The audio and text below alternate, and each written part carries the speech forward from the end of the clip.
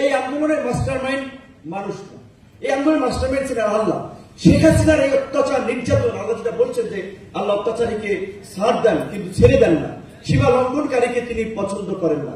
শেখ হাসিনা তার সীমা লঙ্ঘন করেছিল, তাই তাকে মাঝখানে অনেকদিন ছাড় দিয়েছিলেন, শেষ পর্যন্ত ছেড়ে দিন। আল্লাহ লানত এবং গজব এসেছিল। এই মাস্টারমাইন্ড কেউ না, কেউ পরিকল্পনা করে এই আন্দোলনের নামে নাই, পতন ঘটাই কেউ আপনার ওইভাবে কল্পনাও করতে পারে না যে পতন হয়ে যাবে। আল্লাহ রহমত ছাড়া এই পতন সম্ভব ছিল না।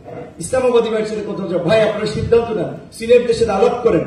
মনির হোসেন কাসেমের সাথে আলাপ করেছিলাম, ওই একই দিনে হয়তো আমি গ্রেপ্তার হবো, এটা আমার মনে কামড় দিয়েছিল, যে কারণে আমি তারপর ইসলামী আন্দোলনের প্রেসিডিয়াম সদস্য আশরাফ আলী আকনের সাথে আলাপ করেছিলাম, বিএনপির খসরু সাহেবের সাথে আলাপ করেছিলাম, মহাসচিবের সাথে আলাপ করেছিলাম যে এই রকমের বর্বরতার পরেও যদি আমরা একটা ইউনাইটেড রেজিস্ট্যান্স গড়ে তুলতে না পারি, তাহলে আমাদেরকে ফুটবলের মতো কিন্তু পরবর্তীতে সবাইকে শুট করবে, কাউকে দাঁড়াই ফেলবে, এটা বলছিলাম।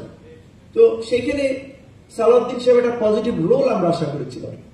এখন আমাদের সোশ্যাল মিডিয়ার অ্যাক্টিভিস্ট বিভিন্ন দেশের বাইরে থাকেন, দেশে থাকেন, তারা সবাইকে কেউ রয়ের দালাল বাড়িয়ে দিচ্ছেন, ভারতের দালাল বাড়িয়ে দিচ্ছেন।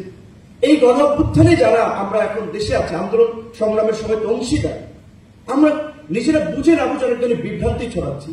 তো এই কারণে যেটা আমি বলবো, মাহমুদ ভাই যে কথা বলছিলেন যে এই জুলাইয়ের পাতাতন অবশ্যই এই শাপলা চত্বর ছিল, এখান থেকে প্রেরণা নিয়েছে।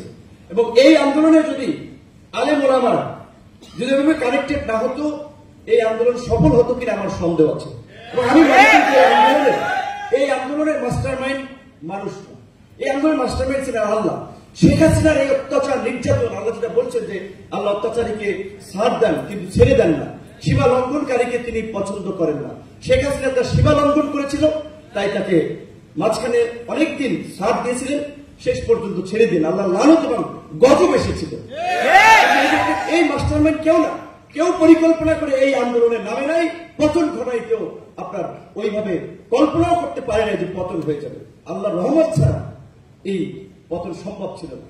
কিন্তু আমি যেটি বলতে চাচ্ছি, ওই ইতিহাস থেকে যেমনি ভাবে আলেম ওলামাদেরকে মুছে দেওয়া হয়, সাইডলাইন করা হয়, এই জুলাই পরবর্তী এই আন্দোলনের ইতিহাসেও আলেমদের কিংবা মাদ্রাসার ছাত্রদের অবদান খুব বেশি আলোচিত হচ্ছে না।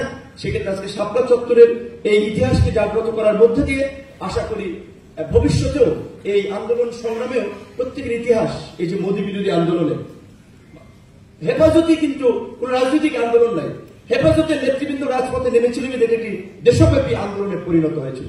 সুতরাং আপনাদের অনেক ত্যাগ আছে, স্যাক্রিফাইস আছে, আগামীর বাংলাদেশ বিনির্মাণে আপনাদের অংশীদারিত্ব আপনাদেরকে বুঝে দিতে হবে।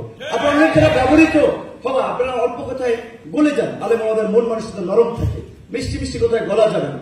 সরি, একটা কথা বলে শেষ করবো, এমবিএস মোহাম্মদ বিন সালমান এবং কাতারের শেখ তামিমের মতো নেতা এরকমের যদি তারা ইসলাম কায়েমের কথা বলে বা প্রতিষ্ঠার কথা বলে, যাদের চোখের সামনে আপনার ফিলিস্তিনকে একটা ধ্বংস স্তূপ বানানো হচ্ছে, তার ন্যূনতম কথা বলছে না, বরঞ্চ ওই সাম্রাজ্যবাদীদের পা চাটছে। আমাদের বাংলাদেশে যদি এরকম নেতা দিয়ে আপনারা ইসলামী রাষ্ট্র চান, ইসলামী মূল্যবোধের বাস্তবায়ন চান, সেটা হবে না।